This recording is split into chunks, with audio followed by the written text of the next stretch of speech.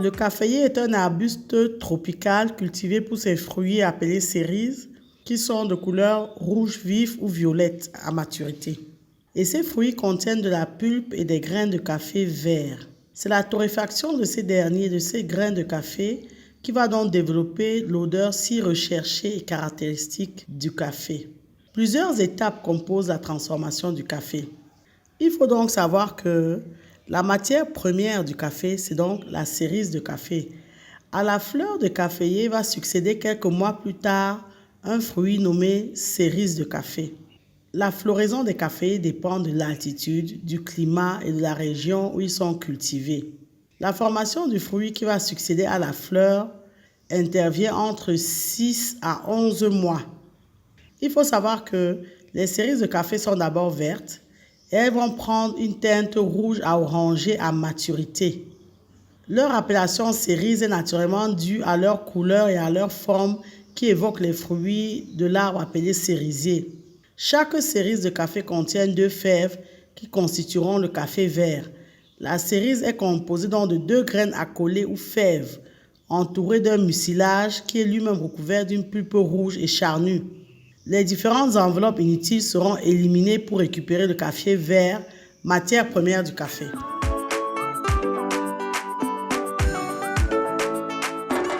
La récolte des cérises de café doit d'abord s'effectuer quand les cérises arrivent juste à maturité. Elle peut s'effectuer de 2 façons différentes, soit par la cueillette à la main des fruits à maturation. Cette technique donc va impliquer plusieurs cueillettes pour chaque arbuste. Elle est donc relativement coûteuse, mais c'est une technique qui fournit du café de qualité. Il y a une seconde technique qui est l'égrappage. C'est un procédé mécanique qui consiste à secouer les arbustes pour en faire tomber les fruits.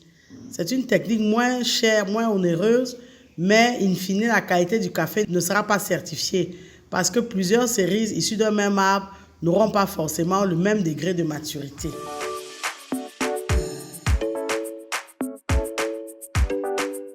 Après avoir récolté le café, on doit le sécher et extraire les graines de café. Il existe donc différents process de transformation de la cerise aux graines de café. Après la récolte, on effectue un tri des cérises et on extrait donc le grain de plusieurs façons bien distinctes. Il y a un process appelé process nature, un process appelé process lavé et un process appelé process au nez. Commençons par le process nature. Dans le process nature, les cérises de bonne qualité sont séchées en pâture ou en lit. Donc là, on sèche en vrac les cérises. Et lorsque la cerise est sèche, on commence le décortiquage. C'est-à-dire qu'à ce moment-là, on enlève à la fois la pulpe de la cerise qui entoure le grain, mais également la membrane qui protège le grain. On appelle cela parche. Donc, les process nature ont la particularité de donner des cafés à fort caractère qui révèlent toute leur puissance. Le deuxième processus, c'est le process lavé. Ici, une fois les cérises triées, un processus de dépulpage est lancé, c'est-à-dire qu'on enlève d'abord la pulpe de la cerise et on garde le grain et sa parche, donc le grain et sa membrane qui l'entourent. Les grains donc sont ensuite entreposés et laissés en fermentation humide ou sèche. Après la fermentation, on lave les grains à l'eau et ensuite on les déparche, donc on enlève la membrane. Une fois séchés, les grains donc sont ensuite torréfiés.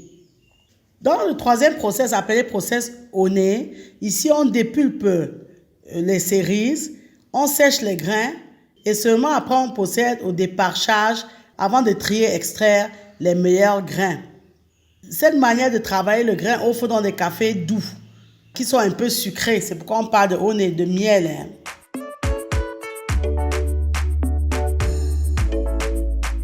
La torréfaction du café, c'est l'étape la plus critique dans la fabrication du café.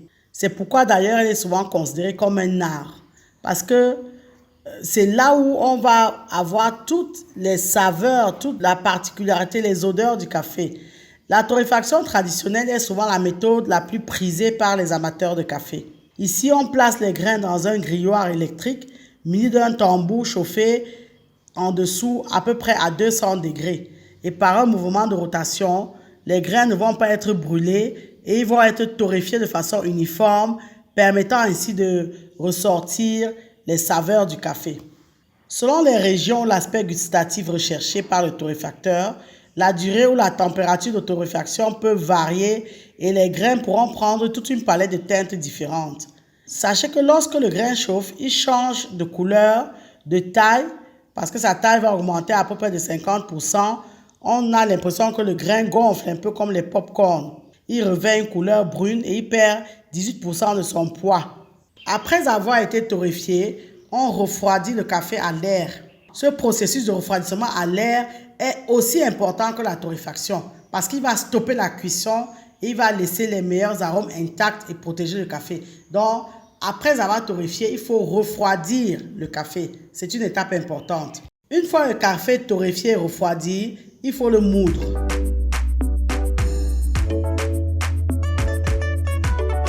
C'est la dernière étape de la préparation de café. Les grains de café torréfiés vont être moulus. La finesse de la mouture est essentielle à la qualité de la boisson. Donc, vous pouvez obtenir des grains moulus de façon fine ou alors des grains moulus de façon grossière. Donc ça dépend de la boisson que vous souhaitez obtenir, de ce que vous souhaitez en faire. Il existe différents produits obtenus à partir du café. Nous allons vous en parler.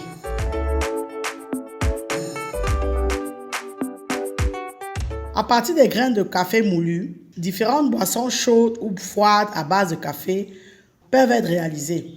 On va vous en citer quelques-unes, mais sachez que vraiment il y a un panel de boissons qui peut être obtenu. On a l'expresso. L'expresso vient du latin, il veut dire extraire. Là, c'est un café qui est puissant. On prend une petite quantité de café très concentré et lors de la préparation, on pousse l'eau à travers la mouture de café par une pression très importante, ce qui permet d'obtenir un café puissant aux arômes intenses. On a le cappuccino.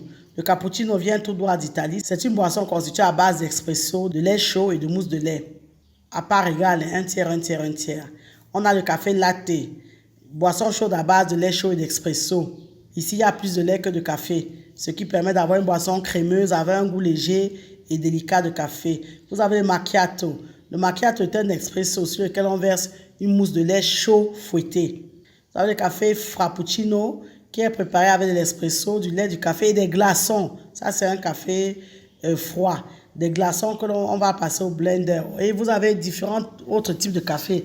Le café au ginger, etc. Le café à la cannelle. Vraiment, vous pouvez décliner différentes boissons à base de café.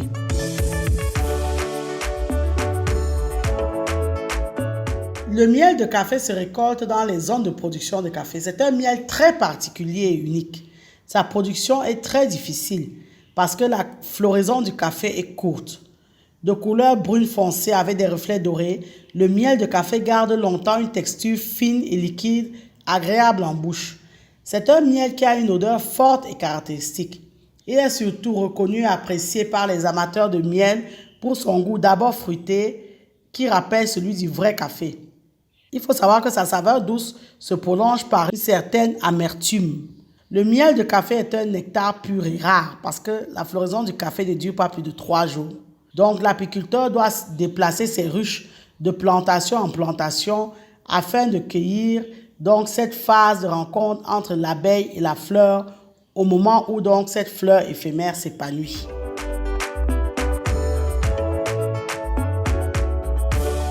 La liqueur de café est une boisson alcoolisée aromatisée au café qui prend ses origines en Jamaïque depuis le XVIIe siècle. La liqueur de café est fabriquée donc à base de café, de sucre et d'un alcool neutre comme l'eau de vie blanche. L'eau de vie donc reste le meilleur choix parce que, surtout l'eau de vie blanche, parce que sa couleur est neutre. Donc elle est neutre en couleur et en goût, ce qui va donc permettre de conserver la saveur des fruits. Donc, la liqueur de café est préparée par infusion et distillation des grains de café torréfiés. Elle peut être dégustée donc avec des glaçons, elle peut être réchauffée ou nappée d'un nuage de crème et elle est utilisée dans la préparation des desserts et des cocktails. Elle titre à 25 degrés d'alcool environ.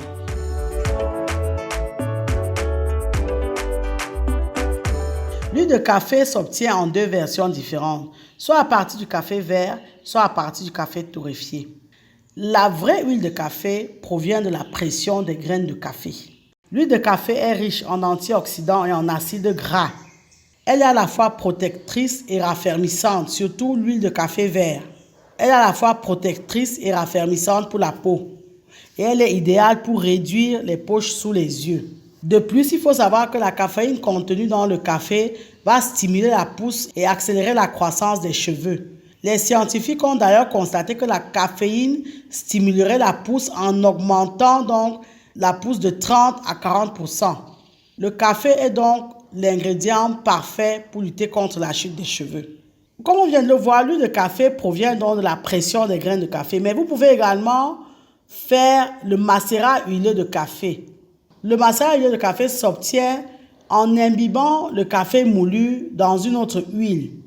Donc vous allez ajouter par exemple un volume de café grossièrement moulu à 2 volumes d'huile. Donc ça s'appelle l'huile de sésame, l'huile de jojoba ou toute autre huile.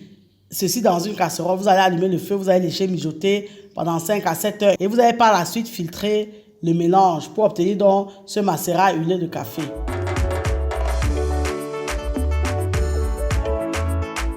Comme pour tous les sirops, on obtient le sirop de café à partir du sucre, de l'eau et du café. Ce sirop de café peut être utilisé pour sucrer du yaourt, du fromage blanc ou même pour les glaces. Nous avons déjà fait des vidéos ici sur l'obtention des différents sirops.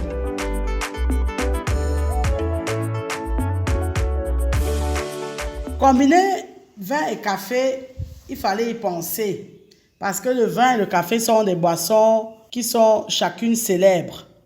Le vin de café donc est fabriqué à partir des grains de café qu'on a fait macérer dans du vin et qu'on a par la suite torréfié à la main. Et grâce à ce processus, on a donc toutes les saveurs du vin et du café dans les grains.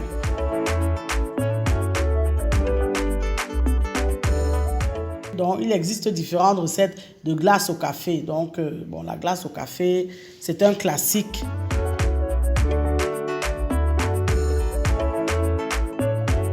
Pour faire du bonbon de café, on utilise du café, de la crème et du sucre et bien entendu du savoir-faire. Et d'ailleurs, pour tous ces produits-là, il faut avoir un certain savoir-faire. Comme on le voit, il ne suffit plus juste de cultiver du café ou de savoir cultiver le café. Il faut penser à le transformer afin de créer une véritable valeur ajoutée. Les produits issus du café dont nous venons de vous parler sont de prime abord faciles à fabriquer, faciles à faire. Mais retenez que vous devez convenablement vous former aux différents process de leur fabrication afin de pouvoir concurrencer ces différents produits venus de l'étranger. Oui, nous vous encourageons à transformer notre production, mais nous refusons que ce soit fait en amateur. Nous devons éviter à tout prix l'amateurisme et nous devons devenir coûte que coûte, vaille que vaille, des agriculteurs ou des agro-industriels véritablement professionnels. Nous espérons que cette vidéo vous aura été utile. Merci de liker, partager et commenter la vidéo si vous pensez qu'elle pourra être utile à un autre agripreneur. Merci de vous abonner à Agri TV Web et activer la cloche de notification si ce n'est encore fait afin de ne pas manquer nos prochaines publications. Et rappelez-vous toujours et toujours que savoir est le point de départ, mais c'est agir qui fait et fera toujours toute la différence. Maintenant que vous savez, place à l'action.